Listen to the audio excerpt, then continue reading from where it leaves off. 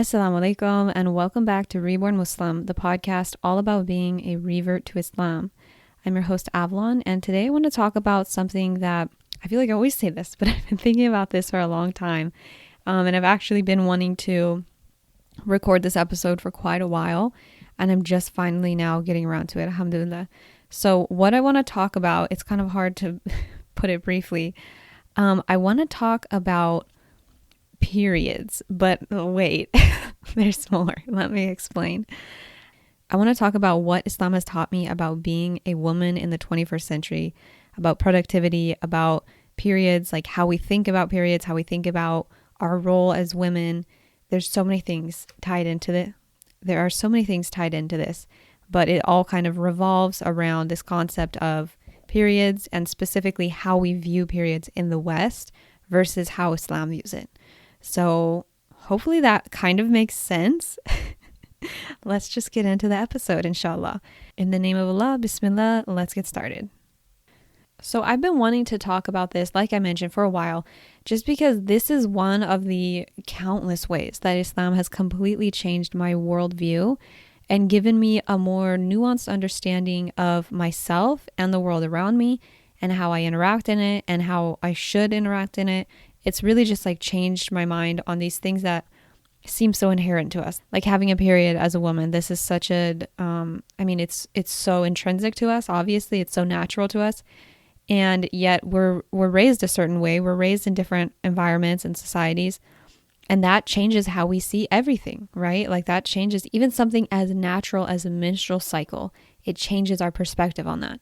And alhamdulillah, Islam has given me and gives other women such a, again, more nuanced and more compassionate view on our periods, on our menstrual cycles.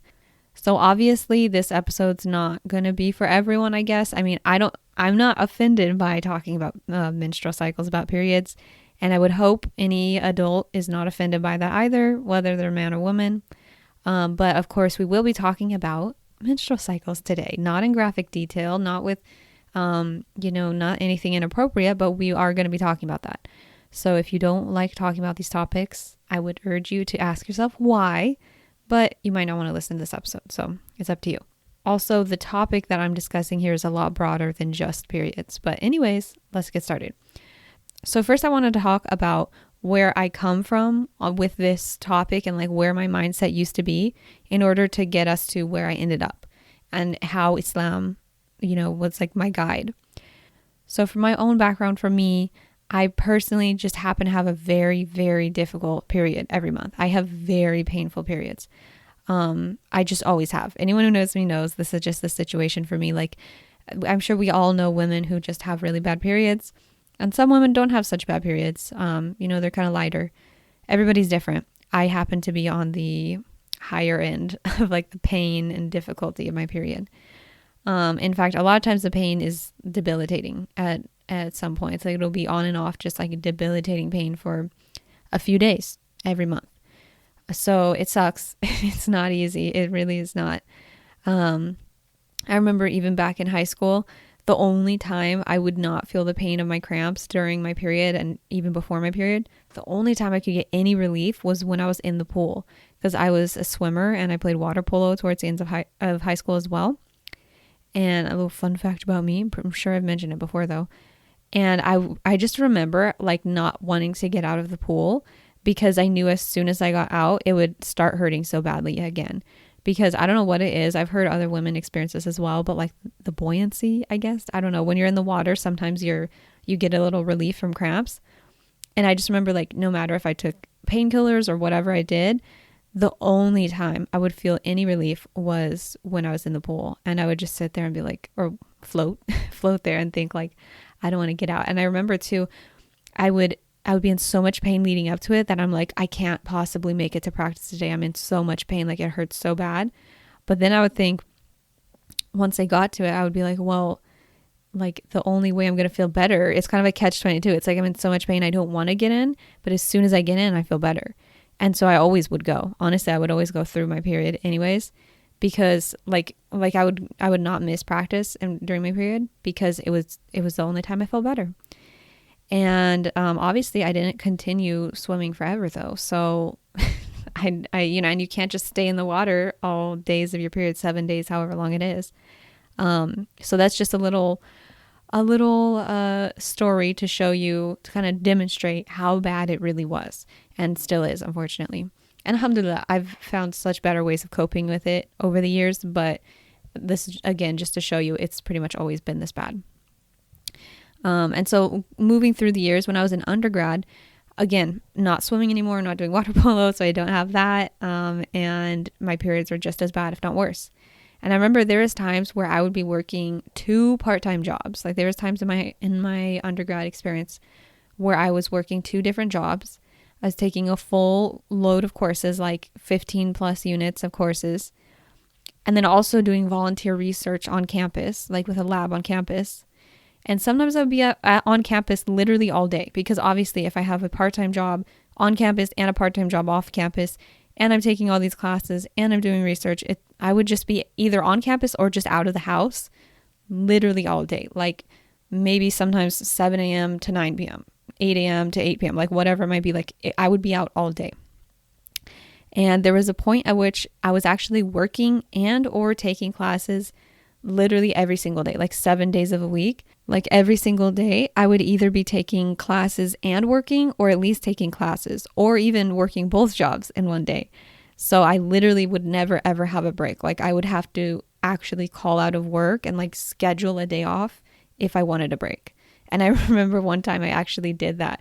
Here's another fun little story just to give you an idea of what I was like in college. I scheduled a day off. I told I was working at a steakhouse.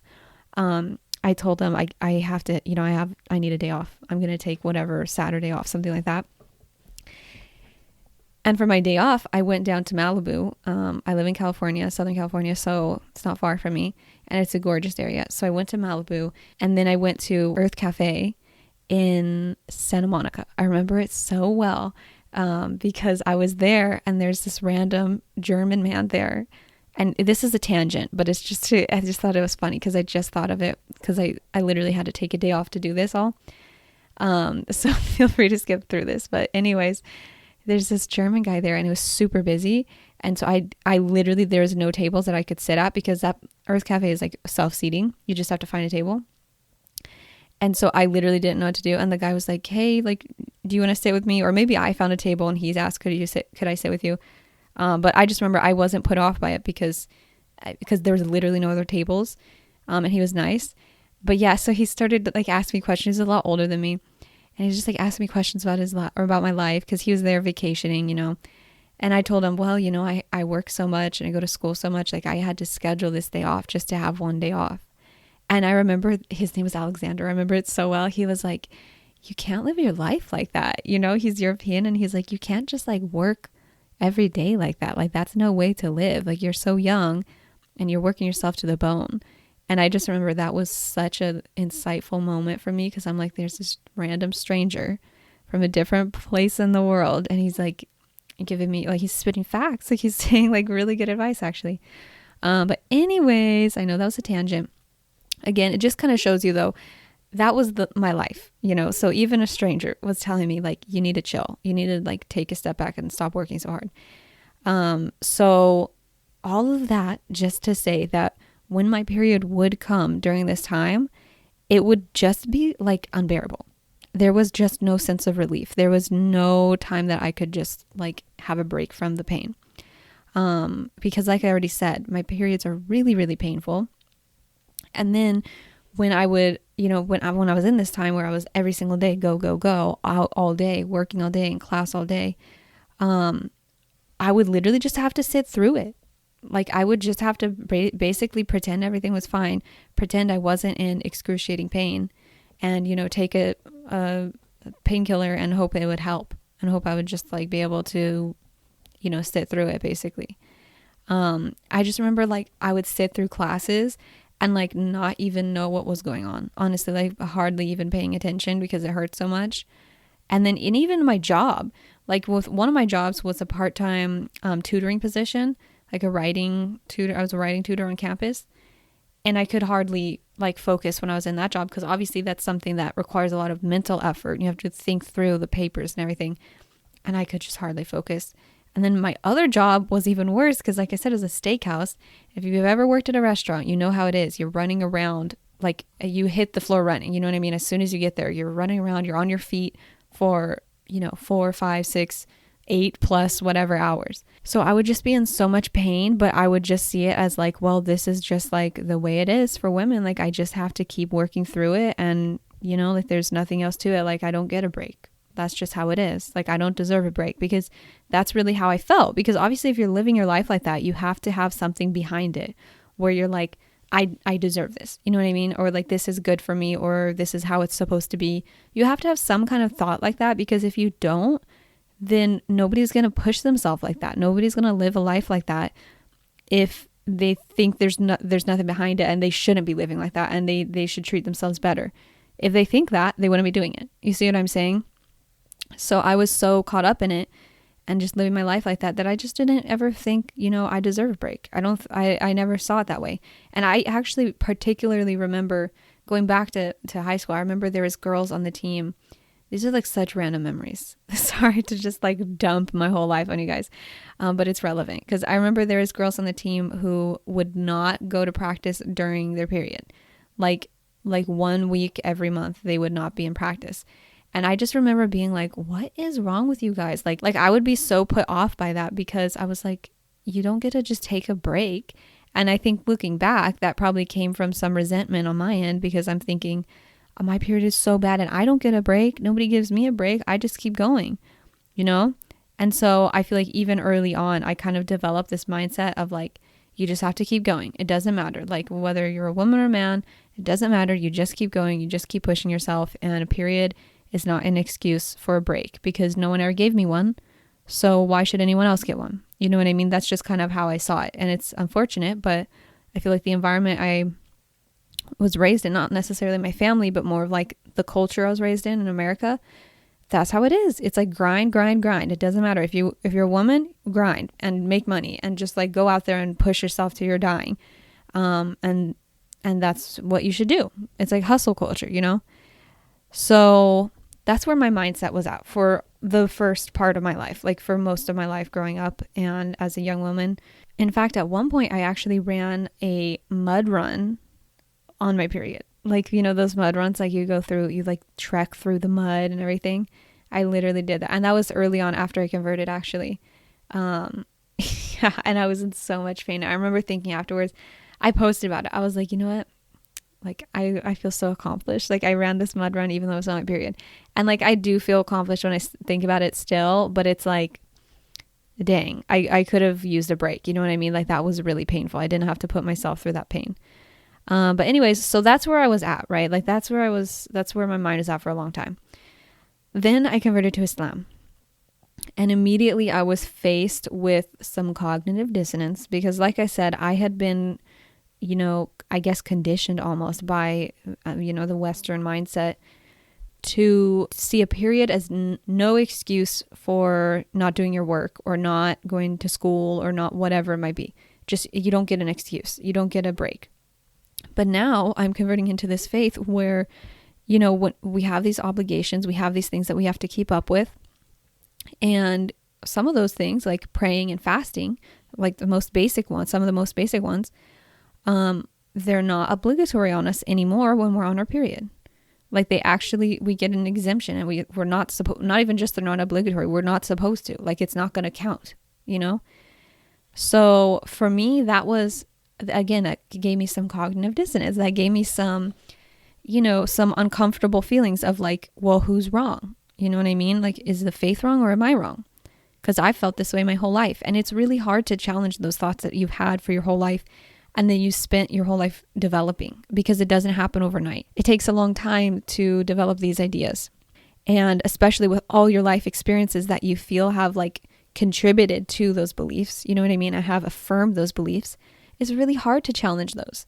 Even when you're open-minded and you're, open-minded enough to become Muslim, like I was, and you're able to see the world in a different way, it's still really hard. Like, these things take time. There's a lot of things when you convert to Islam that it takes time to warm up to, because you might not understand it fully, or because you might be coming from a flawed like mindset, like I was. You might have, had some flawed thinking going on. So anyways, at first I definitely felt like, well, why? You know what I mean? Like, that's fine. I'll take the break. I won't pray. But why do I not have to pray? Like, why can't I pray? And, and I know that a lot of people who I encounter say the same thing, like non-Muslims, they'll be like, wait, why don't you pray on your period? And I feel like, honestly, coming from this background, I think maybe that has something to do with it. Like, they come from a similar mindset of like, you have to just work through your period. You don't get a break, So it took me a while. Like, I've definitely had to grapple with these feelings of like, well, I want to just keep doing it anyways. Cause I never had a break. I never had it. This was never an excuse before. And so why is it an excuse now? And I also remember specifically, I used to be really sad during my period, like as a new Muslim, because, I was learning to pray. I was getting used to praying and to fasting. And like, especially as a brand new Muslim, because I converted like a month before Ramadan in 2020, I believe it's about a month. So it was really hard, because it's like, I felt like I was making progress, learning to pray, getting used to fasting. And then my period comes, and I feel like, if you stop doing something for a week or even 5 days, it really changes your progress. It really inhibits, it can really inhibit progress. So especially when you're just learning, it's really difficult, because now it's like, well, I felt like I have to go back to square one. And I would forget so much and like, have to start over. So I just remember really being sad and really feeling like I don't want to do it this way. I want to just keep doing it anyways. Like, I just want to keep praying. I want to just keep fasting, even though fasting through your period would be miserable. If you think about it, like, that would not be good for you at all. But I just felt like, again, I felt like I didn't deserve a break. And I think that I didn't admit that to myself, on a conscious level. I didn't admit that the reason I was feeling this way is because I didn't think I deserved a break. I think probably I looked at it more of like logistically, like I just said, it's difficult to make progress when you have to take a break and then go back to the start. So it's, it's not my favorite thing. But I think deep down, there was actually this feeling that I wasn't admitting to myself, which was that I don't deserve a break. I should just keep going through anyways. And so it took years for me to start realizing, no, I do deserve a break. Actually, like, I really do deserve a break, and every woman on her period deserves a break. And I had to realize over time as well that we can't question the hikmah of Allah, like Allah's wisdom behind, our obligations and behind the specific rules on our obligations. Like, for example, you don't fast on your period, you don't pray during your period. We can't question that, because Allah is all knowing and all wise. And he's the best of planners. He's knows everything, and he has everything perfectly planned out, and we don't. We're just people, we're not nothing close to that. And so I feel like I had to humble myself over time and realize that I was wrong, who was wrong, me or Islam? Yeah, it was me. It was definitely me. And I think I started to realize too, like, I started to sort of distance myself from that mindset of just grind. Again, hustle culture, whatever you want to call it, the Western capitalist mindset. Once I graduated from college, because I graduated just a few months after converting. So once I was away from university, and especially during the pandemic, I feel, because everyone had to take a break from basically everything. Everyone pretty much had to put their life on hold, right? So I know a lot of people kind of rethought things during that time. And I feel like maybe that was part of it as well, because I was forced to not be so busy, because I'm used to being so busy all the time. And then all of a sudden I was forced to like actually just like chill out and just think and be alone with my thoughts. And I think that this was probably the start of when I started to realize, yeah, my period is really painful. And it's actually a huge blessing that I don't have to pray during that time, and I don't have to fast during that time. And it's a mercy from Allah subhanahu wa ta'ala. And I realized, what, I can still make dua. I can still talk to Allah. I can still read the translation of the Quran. I can still like listen to lectures. You know what I mean? There's so much I can still do. And there's so little that I'm limited from. And the things that I'm limited from, it's for my own good. Not to mention the idea that we are not in a state of wudu. We're not in a state of perfect cleanliness. I think that was something I struggled with for a while too, because it's like, well, what do you mean I'm unclean? Like this is just a natural thing. Like it's something that Allah gave us. But then I realized over time, it's like the thing that actually made me change my mind about it, or not change my mind, but like just help me get some more perspective on it, was that my older brother asked me a question about this, because a lot of people challenge this notion of you don't pray on your period. Okay. A lot of people in my life have felt like this is not right. And he asked me one time, he's like, okay, so it's because you're bleeding, like you can't make proper wudu. You can't like clean yourself. And he's like, so what if somebody stabbed someone and they were bleeding profusely? Would they be able to make wudu in that state? Like if it was like a man, for example, And I was like, that's actually a really interesting question. I don't know the answer to it, but I'll let you know. Like I'll look into it. And of course, once I looked into it, I realized, yeah, you can't make wudu if you're pouring blood. Like if you have, for example, an injury or something, the wudu is not going to be valid. Like it has to stop bleeding. That's my understanding of it. I'm sure there's way more nuance to it. But that kind of made me think, I'm like, oh, so it's not just period blood, because I feel like people try to make it seem like, oh, it's your period, it's unclean, you're just nasty and just stay away from society. No, that's not like how it's looked at in our tradition. That's not the way it's supposed to be seen, as something disgusting and reprehensible. Like it's literally inherent to our body. It's natural, and it'll come even if we don't want it to. That's just a part of being a woman. It's not something we're supposed to be ashamed of at all. It's just like you can't make proper wudu with it. You're not perfectly clean because you're bleeding. And the same thing if you're like, there's so many things that can break your wudu. But it makes sense that if it's constantly, coming out, then you're constantly going to be in a state of not a state of wudu. And so you have to wait until after your period to start praying again. So even something like that, it just like has changed my mind so much over time. Like once I've thought about it more and more and looked into the wisdom behind it more and more, and looked into all these different rulings on specific things pertaining to periods, I've just realized over time, like this, like I said, this is a mercy from Allah. This is not something that I should, I don't need to hide my period and make it a big thing that I'm so embarrassed of it, or that I'm, I also don't have to just work through it and just kill myself when I'm in so much pain. I don't have to do that. Right. So it's like, I kind of just realized over time, like, why am I living like this when now I have this faith that it's like, it gives me a break. It gives me a better way of viewing it, and a more nuanced way, and a more like honorable way also. Because I feel like in the West nowadays, there's this really prevalent idea that women and men are exactly the same, and that there's nothing that separates us. And we should be treated the same. We should act the same. We should have the same responsibilities, the same jobs. Everything should be exactly the same. But in Islam, like, we understand that that's not true. As Muslims, we understand that men and women are not the same, and that we are equal in the eyes of Allah subhanahu wa ta'ala. We're equal beings. Men are not better than women, but we're different. Obviously, biologically, we're different. And also, like, just in the way we go about things, we're different. Men and women are different, period. Like, that's it. It's just, in the West nowadays, it's kind of like, well, anything a man can do, a woman can do. For the most part, that's true. But like, why would I want to?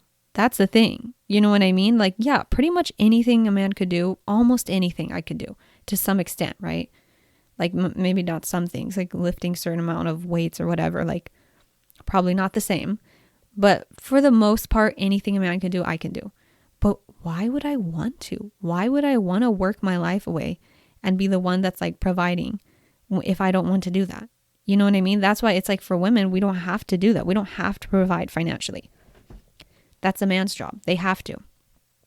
And a man can do anything a woman can do for the most part, except some obvious things. They don't have a period. They can't give birth. But a lot of the things, men can do that women do. But why would they want to? Like, why would they want to be the one who stays home with kids if they don't have to? Like, why would they want to not provide for the family? You know what I mean? Financially. And not to say that there's something wrong with people who have a different, like, setup in the home, whatever. It's like, it's to each their own. I'm not going to try to judge anyone for that. But I just don't appreciate this notion of like, we are literally the same. Men and women are interchangeable in every way, and we should act the same and we should live our lives the same. We're not the same.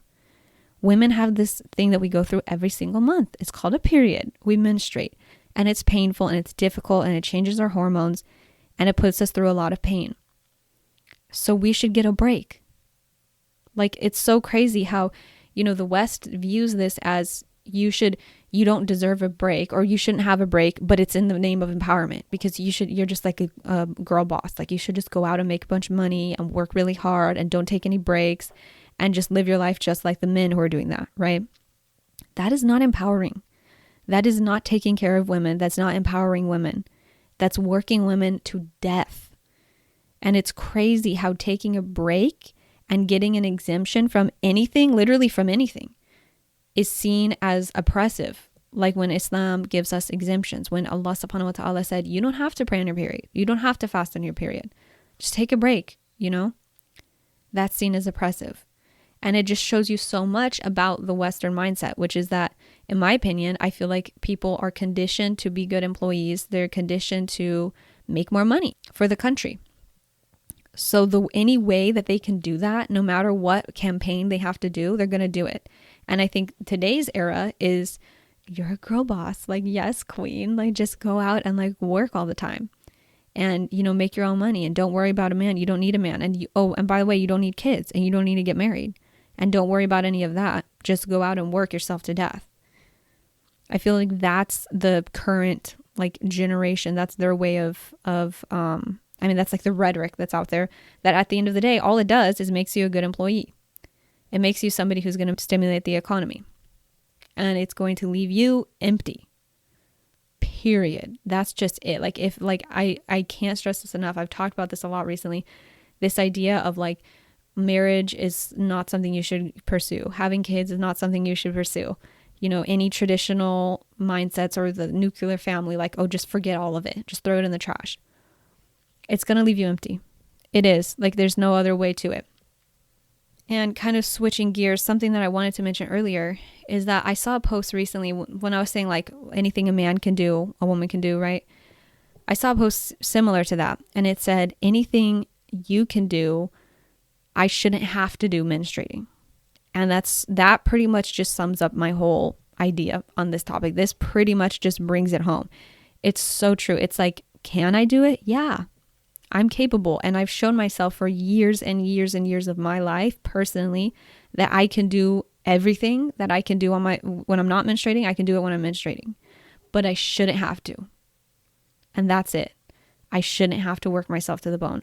I shouldn't have to slave away even though I'm in so much pain.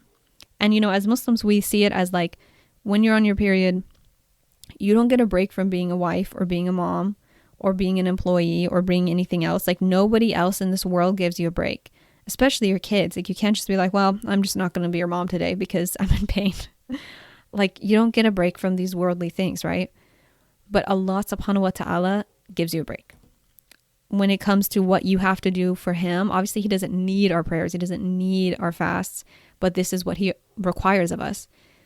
And when it comes to the things that he requires of us, he says, subhanahu wa ta'ala, he says, you don't have to do that when you're on your period. You can have a break. So it just shows, again, it shows the mercy of Allah subhanahu wa ta'ala. And this is something that has been so influential in my life and has stayed with me so much, because I've just come to realize the world I live in, the world I grew up in, is not merciful to women. It doesn't value women. It only values them as much as they're worth monetarily, and also based on their appearance, like how they look. But if you're not making tons of money or you're not beautiful, then you have zero meaning in this society, in the Western world. You're useless to them. But not in the eyes of Allah subhanahu wa ta'ala. That's not what Allah cares about. Allah doesn't care about making you a cog in a system and making you work to the bone. Allah doesn't care about how you look. Allah subhanahu wa ta'ala made you how you look. He made you exactly how you're supposed to be. And he's the most merciful. He's the most compassionate. And it just shows you so much. Like, it shows you so much about the faith of Islam, that we get this break, that yes, it's very structured. Yes, we have these obligations, but we also have exemptions. especially for women on a period, because that's what I'm talking about today. But there's other exemptions too from fasting for people who, it would be too difficult. For example, if you're like very old and it would be difficult for you to fast, or if you're sick, or even if you're traveling. It's not supposed to be overly burdensome. And it's even though we can see it this way nowadays as, oh, it's oppressive because you don't have to do certain things when you're on your period and you're seen as lesser than because you're a woman. That's just not the truth. That is just not the way it is. And the fact that people think that just shows how powerful and far-reaching this mindset of, again, grind culture and just like pushing people past their limits and just working them to the bone, as well as Islamophobia, those two rhetorics in the West, it just shows how much it has really influenced people. That they literally think taking a break and getting an exemption and having an excuse to a valid excuse to not do certain things when you're on your period, they think that's oppression. That's crazy. And it's crazy that I used to play into that too. And I'm so happy, alhamdulillah, that I don't see it that way now.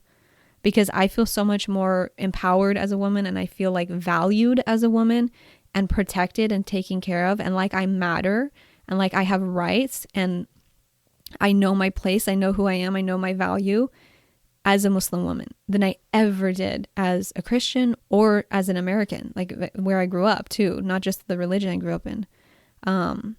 I feel so much more valued now, and I feel like I actually matter. I feel like I know who I am. Again, I know where I'm supposed to be. I know what I'm supposed to be doing, and I know what my value is. I know that I matter and that I should be treated a certain way. So all I can say is alhamdulillah for Islam. Okay, that's all I wanted to say in this episode. I always say that after talking for like 40 minutes straight. Sorry if I rambled in this episode. I kind of went back and forth. It's 2 p.m. and I'm fasting.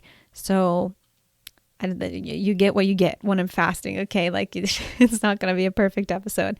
But like I said, I've been wanting to talk about this for a while because it has really influenced me. It's changed the way I see things a lot.